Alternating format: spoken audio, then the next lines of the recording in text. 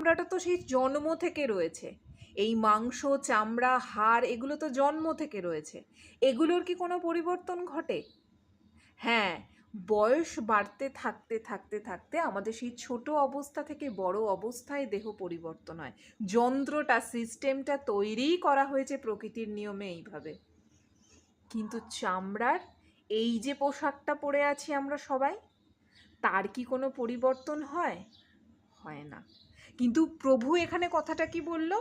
মাত্রা জ্ঞানটা হয় কি করে? মাত্রা ওঠে ভেতরে।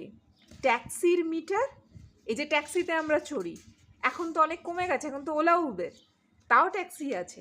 তো এই যে বলছে ট্যাক্সিতে আমরা যে চড়ি, ট্যাক্সির ভিতরে যে মিটারটা রয়েছে সেটা ওঠে ভিতরে। গাড়িটা বড়, মাত্রা উঠতাছে, মাত্রা উঠবে ভিতরে। যত কর্মই